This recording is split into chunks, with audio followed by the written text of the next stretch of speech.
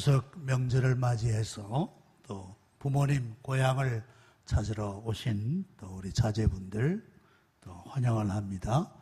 다들 즐거운 명절을 보내시기를 바랍니다. 여러분들, 비타민은 여러 종류가 있습니다. 비타민 A, 비타민 C, D, E, 여러 종류의 비타민이 있어서 우리의 몸을 건강하게 만들어주는 역할을 합니다. 여러분들, 비타민 S라고 들어보셨는지 모르겠어요. 비타민 S. 이걸 드시면 마음이 늘 기쁘고 감사가 넘치는 그런 비타민입니다. 이 비타민의 특징은 뭐냐? 무료예요, 무료. 돈 없이도 먹을 수 있는 거예요. 돈 없이. 무료로 누구나. 바로 웃음이라는 비타민이에요. 스마일, 비타민 S. 이건 돈 없이 누구나 다 섭취할 수 있는 아주 귀한 그러한 비타민입니다. 이건 전염성도 강해요. 그래서 이 웃음을 띠는 옆 사람 곁에 있으면 같이 즐거운 마음을 얻게 되는 것입니다. 성경에 보면 이 즐거움이 얼마나 중요한가. 잠언 17장 22절에 보니까 마음의 즐거움은 양약이라도 심령의 근심은 뼈를 마르게 하느니라 그랬습니다. 근심이 얼마나 우리를 해치는가. 반면에 즐거움, 마음의 기쁨은 우리에게 너무너무나 귀한 보약과 같다 하는 말씀이에요. 잠언 15장 13절에 봐도 마음의 즐거움은 얼굴을 빛나게 하여도 마음의 근심은 심령을 상하게 하느니라. 그렇게 말씀했습니다. 여러분들, 기뻐하고 즐거워하는 마음은 보약과 같다는 거예요. 보약. 십전대보탕 안 드셔도 마음이 기쁘고 즐거운 마음을 유지하시면 그건 마치 보약을 먹는 것과 같다라는 말씀입니다. 오늘 읽은 이 말씀에서도 사도 바울은 항상 기뻐하라 그렇게 말씀했어요. 주 안에서 항상 기뻐하라. 빌립보서를 여러 번 말씀드리면서 여러분들이 자주 들었을 것입니다. 바울은 지금 감옥 안에 있습니다. 감옥 안에서 감옥 밖에 있는 사람들에게 하는 말입니다. 기뻐하시오. 기뻐하시오. 빌립보 교우들은 이 말을 너무 많이 들어서 아유, 또 그런 말을 하나 보다 그러는지 모르겠습니다만은 상식적으로도 이해가 잘 안 되죠. 감옥 안에 있는 사람이 감옥 밖에 있는 사람에게 기뻐하라, 기뻐하라. 이 빌립보서에만 해도 12번씩이나 그 사실을 말씀하고 있습니다. 기뻐하세요. 여러분들 기뻐하세요. 3장 1절에 보면 겉으로 나의 형제들아 주 안에서 기뻐하라. 너희에게 같은 말을 쓰는 것이 내게는 수고로움이 없고 너희에게는 안전하니라 그랬습니다. 주 안에서 기뻐하는 삶이 너희들의 안전이라고 하는 말씀. 여러분, 우리가 자동차를 타면 안전벨트를 맵니다. 여러분들, 매는 것과 안 매는 것은 천지차예요. 천지차. 어떤 분들은 그걸 귀찮게 여기는, 안전벨트를 매는 것을 귀찮게 여기시는 분이 있는데 이건 이 습관이 되는 습관. 타면 저절로 안전벨트를 매야 됩니다. 어떤 분들은 운전하면서 아기를 안고 운전하더라고요. 이야, 이거는 위험한 거예요. 이거는 그 아기를 죽이려는 거예요. 죽이려는 거. 얼마나 위험한 일. 어떻게 아기를 안고 운전을 할 수 있습니까? 이게 매우 위험한 일이다. 교통사고가 먼 길에서 고속도로에서 또 나지만은 실은 가까운 데서 집 근처에서 거기에서 사고가 많이 난답니다. 그러니까 이 안전벨트를 아주 습관에 자동적으로 그렇게 매야 되는 거예요. 그와 마찬가지로 기쁨은 우리의 삶을 건강하고 안전하게 지켜주는 벨트와 같다. 예? 그랬죠? 너희에게는 안전하니라. 그렇게 말씀했습니다. 자, 이렇게 3장에 이어서 4장에서도 4장 4절 말씀에 주 안에서 항상 기뻐하라. 내가 다시 말하노니 기뻐하라. 아마 빌립보 교회 성도들이 이 말씀을 너무 들어가지고 아마 인이 박혔을 것이에요. 왜요? 왜 사도 바울이 이 말씀을 이렇게 자주 언급하고 있습니까? 그것이 저들의 신앙생활을 안전하게 지켜주는 벨트와 같기 때문이다라는 말씀이에요. 신앙생활을 안전하게 지켜주는 안전벨트와 같다. 기뻐하는 것. 주 안에서 항상 기뻐하는 삶. 안타깝게도 빌립보 교회 안에는 분쟁이 있었습니다. 여러분들 4장 2절에 보면 이런 말씀이 나옵니다. 내가 유오디아를 권하고 순두개를 권하노니 주 안에서 같은 마음을 품으라. 주 안에서 같은 마음을 품으라. 그러니까 같은 마음을 품지 않고 있기 때문에 바울이 이런 권면을 하고 있습니다. 이 유오디아와 순두개는 이 빌립보 교회에 있어서 아주 주요한 지도적인 위치에 있는 그러한 여성도들이었다라고 볼 수가 있습니다. 그러니까 지금으로 말하면 권사님들이라고 또 생각할 수 있습니다. 이들은 참 귀한 분들이었습니다. 바울이 뭐라고 소개하고 있는 참으로 나와 멍에를 같이 한 네게 구하노니 복음에 나와 함께 힘쓰던 저 여인들이라. 복음에 나와 함께 힘쓰던 저 여인들, 유오디아와 순두개라는 말씀. 바울이 전도하는데 물질적으로 영적으로 큰 힘이 되는 그러한 여성도들, 유오디아와 순두개. 그런데 안타깝게도 어떤 사안에서는 서로 일치하지 못하고 서로 갈등하고 서로 분열했던 것을 알 수가 있어요. 그래서 사도 바울이 이런 권면을 하고 있는 겁니다. 같은 마음을 품으세요. 같은 마음을 품으세요. 그리고 주 안에서 항상 기뻐하세요. 왜 교회가 거룩한 사업을 한다고 하면서 하나가 되지 못합니까? 그것은 그 마음에 평안과 기쁨이 없기 때문이라고 말씀할 수가 있을 것입니다. 감사가 없을 때 우리가 하나님의 일을 하면서도 즐겁게 기쁨으로 감당하지 못한다는 말씀입니다. 우리가 하나님의 일을 하면서 정말 마음과 뜻을 합하여 같이 하면 그보다 더 아름다운 일은 없을 것입니다. 지난주에 인천 송월교회에서 합신 103회 총회가 열렸습니다.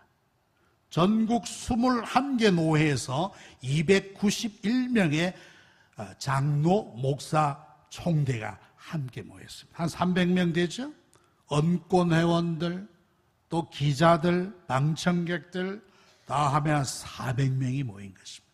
인천 송월교회 회의는 예배당에서 하고 숙소는 인천항 근처에 있는 호텔에서 묵었습니다.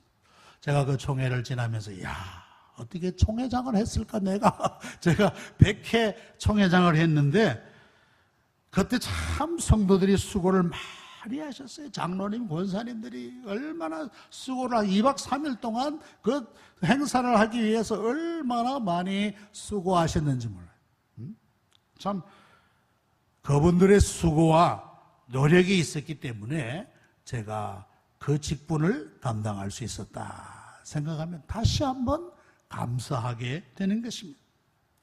이번 총회에서 숙소는 한 교회에서 한 5분 거리에 떨어져 있고 이제 아침 식사는 호텔에서 하고 점심 저녁은 교회에서 했는데 400명의 신원들이 점심 저녁 이거 계속 한다면 이게 교회가 엄청난 일을 해야 되는 것입니다. 그뿐만 아니라 주차, 안내, 차량 전 교회가 그냥 정말 달려들어서 이 수고를 하는데 거기에 장로님들은 다 휴가를 냈대. 직장에서 다 휴가를 내서 그 곳곳에 배치되어서 각기 맡은 대로 감당을 하는 것을 보았어요. 얼굴 한 분 찡그리는 분 없이 그 큰 수고, 연인은 몇천 명 되는 그분들을 섬기는 일을 감당하는 것을 볼 때, 야, 얼마나 감사한가. 정말 우리 송월교회는 정말 섬기는데 저력이 있는 교회구나. 제가 그 교회 부목사 출신입니다. 제가 거기서 부목사 생활을 하고 이제 서울로 이제 오게 되었습니다. 자, 우리가 믿음 생활을 한다고 하면서 마치 영적인 롤러코스터를 타는 경험을 하고 있지는 않습니까? 여러분, 롤러코스터, 옛날에는 청룡열차 올라갔다가 그냥 내리꽂고 말이죠. 요즘은 360도로 도는 그런 롤러코스터도 있는 걸 보았습니다. 우리가 신앙생활 한다면서 마치 그런 막 올라갈 때는 신나게 막 상승하는 것 같다가도 추락할 때는 정신없이 막 추락하는, 어떤 때는 믿음이 있는 것 같고 어떤 때는 감사가 있는 것 같고 어떤 때는 기쁠 때도 있는데 어떤 때는 또 그냥 한없이 추락을 하는 것입니다. 이게 내가 믿음이 있는 사람인가? 여러분들, 우리의 믿음 생활이 이렇게 건조할 때가 있어요. 건조, 드라이해진단 말이에요. 은혜가 사라지고, 예? 영적 생활이 매우 건조해지는 거예요. 기쁨이 사라지는 거예요. 어떻게 하면 우리가 그 본 궤도에 오를 수 있을까? 롤러코스터의 제일 높은 지점에까지 올라가듯이 말입니다. 어떻게 본 궤도에 올라갈 수가 있을까? 첫째는 자기가 받은 구원의 은혜를 깊이 생각해 보는 것입니다. 자기가 받은 구원의 은혜, 내가 어떻게 구원 얻었는가? 내가 어떻게 하나님의 백성이 되었는가? 내가 어떻게 이렇게 믿음 안에 거할 수 있게 되었는가? 자기를 다시 한번 깊이 생각하고, 처음 내가 믿었을 때의 그 열심, 내가 처음 신앙 가졌을 때 그 감격, 그것을 회복하려고 노력하는 거예요. 하나님, 제가 처음 믿을 때 그 감격과 그 감사를 다시 한번 회복시켜 주었어. 다윗이 시편에서 나로 하여금 구원의 감격을 회복시켜 주십시오 라고 간구하는 것처럼 말이죠. 마귀는 우리 옆에서 속삭입니다. 네가 구원받아서, 아이고, 네 같은 것이 어떻게 구원받을 수 있단 말이냐? 나는 구원하고는 아직 멀었어. 마귀가 우리를 유혹하고 우리를 시험하고 우리를 넘어뜨릴 수 있단 말이야. 아니야. 난 예수를 믿는 사람이야. 예수가 나의 구주야. 이걸 확고하게, 자기가 받은 구원의 은혜를 깊이 생각하고 그 첫 사랑과 첫 은혜를 회복하려고 애쓸 필요가 있다라는 말씀이에요. 두 번째, 나는 죄를 짓고 있지 않는가 살펴야 할 것입니다. 여러분들 누구나 다 죄를 짓죠. 죄 안 짓는 사람 어디 있습니까? 다 죄 짓습니다. 그러나 우리가 죄를 발견하고 죄를 회개하고 죄를 고치고 하는 일을 계속 해나가요. 우리가 죽을 때까지 계속 해나가요. 죽을 때까지. 요한일서 1장 9절에 보면 그런 말씀이 나옵니다. 만일 우리가 우리 죄를 자백하면 그는 미쁘시고 의로우사. 우리 한번 같이 읽어보겠습니다. 시작. 만일 우리가 우리 죄를 자백하면 그는 미쁘시고 의로우사 우리 죄를 사하시며 우리를 모든 불의에서 깨끗하게 하실 것이요. 우리가 날마다 이 사죄의 은총을 입으며 살아야 되는 거예요. 우리가 연약해서, 우리가 부족해서 날마다 넘어지고 실패하고 좌절하지만 말고 또 이 회복의 사죄의 은혜를 받아들여야 되는 것입니다. 내가 오늘 이런 면에서 실수했구나. 내가 이런 면에 죄를 지었구나. 하나님, 저희 죄를 고백합니다. 저희 죄를 자백합니다. 죄를 자백하면 분명히 약속했습니다. 모든 불의에서 우리를 깨끗하게 해주실 것이다. 이게 사죄의 은혜예요. 사죄의 은혜. 우리가 이 은혜를 날마다 입으며 살아가는 것입니다. 세 번째로, 나는 영적인 영양 부족 상태가 아닌가 자기를 살펴야 될 것입니다. 바쁘다는 핑계로 예배도 소홀히 하고 성경도 멀리하고 기도 생활도 게을리하고 그러면은 영적으로 점점 기가를 소진 상태에 이르게 되는 것입니다. 아무런 힘이 없는 거예요.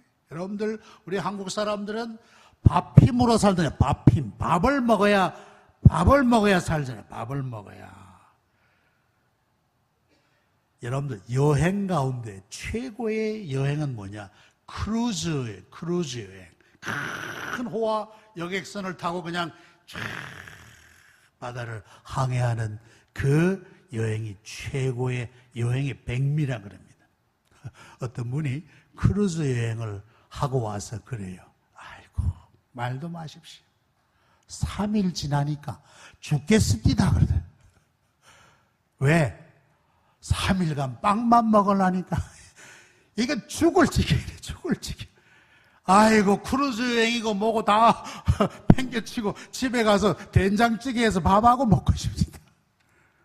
밥 힘으로, 한국 사람이 밥 힘으로 사는데 이게 뭐 음식이 맞지 않으니까 얼마나 힘들겠어요. 얼마나. 예? 우리가 사람이 떡으로만 살 것이 아니요. 예? 사람이 하나님의 말씀으로 산다 그래요. 하나님의 말씀으로. 우리의 영적 부족 상태, 영양 부족 상태에 걸리면 우리의 영혼이 그야말로 피폐해지는 거예요. 드라이해지는 거예요.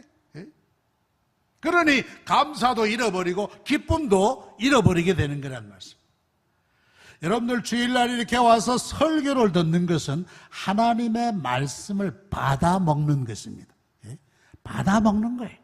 성경에 보면 말씀을 받아 먹어라. 에스겔에게도 하나님이 너는 이 말씀을 받아 먹어라.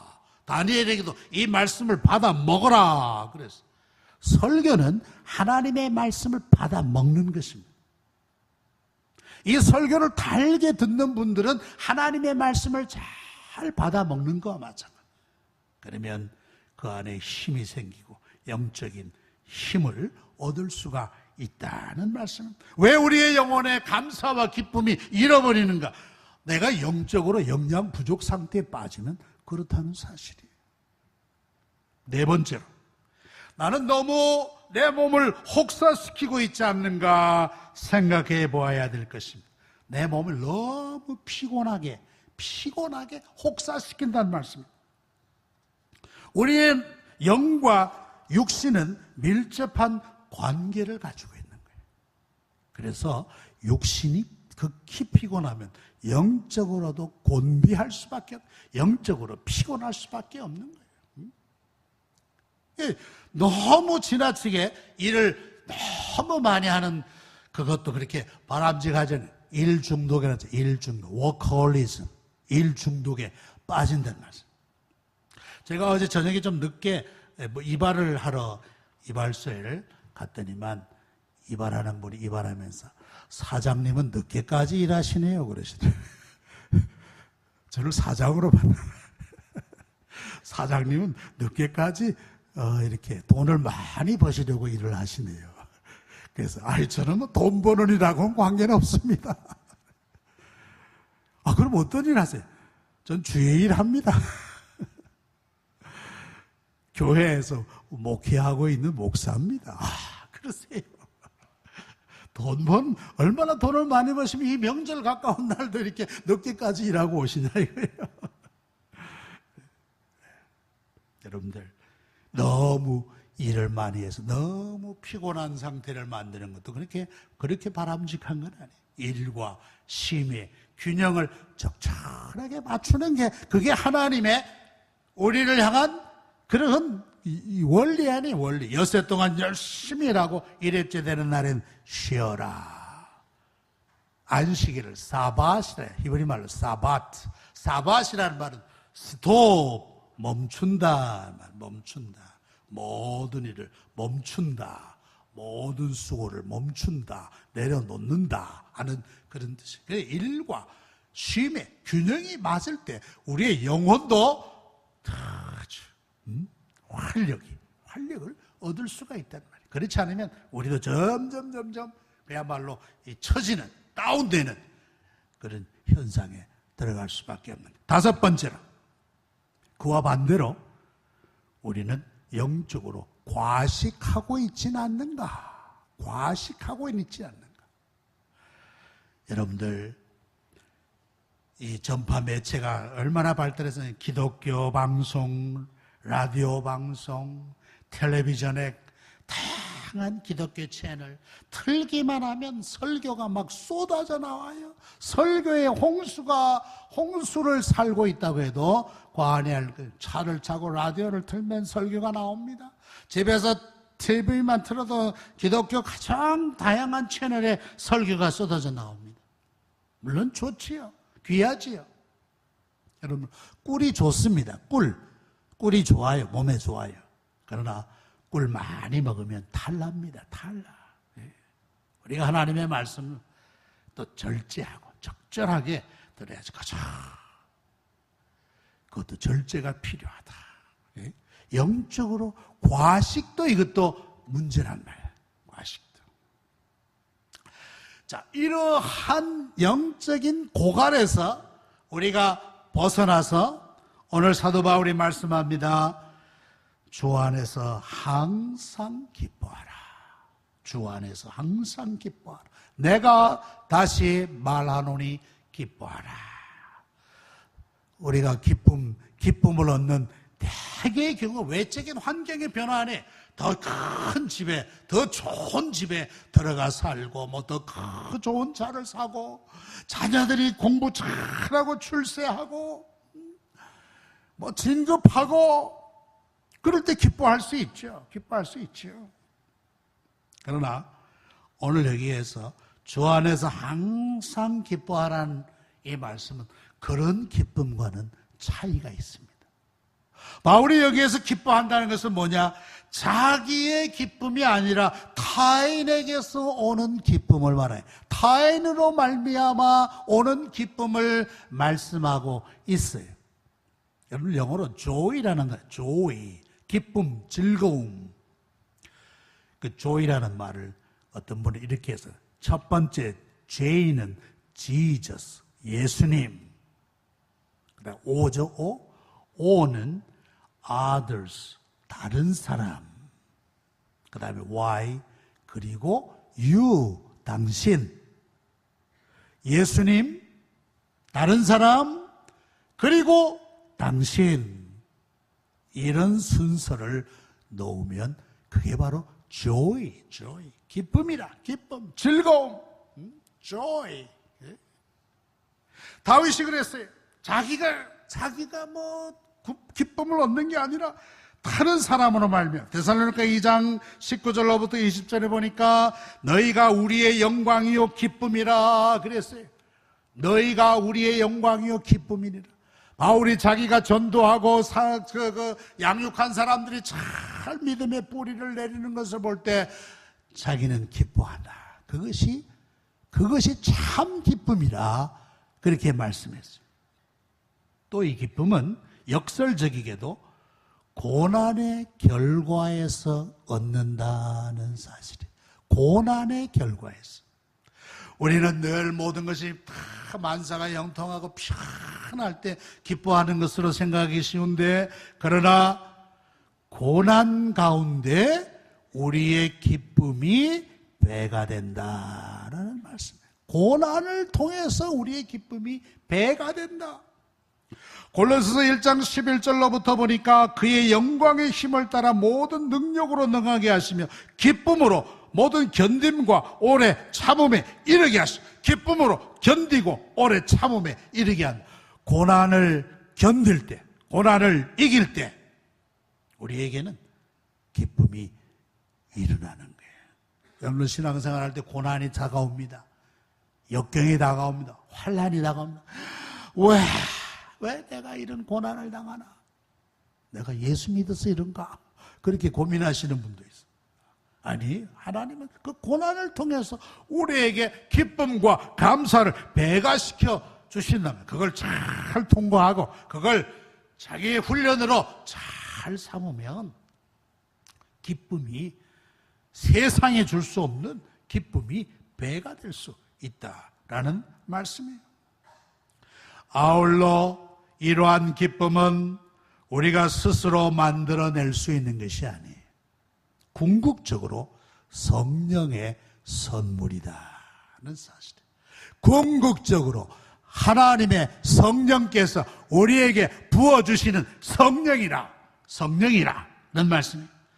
로마서 14장 17절에 보니까 하나님의 나라는 먹는 것과 마시는 것이 아니요 오직 성령 안에 있는 의와 평강과 희락이라. 희락이 뭐예요? 기쁨이란 말이에요. 기쁨. 의와 평강과 희락이라. 갈라디아서 5장 22절에 보니까 성령의 열매 가운데 보면 사랑과 그 다음에 뭡니까?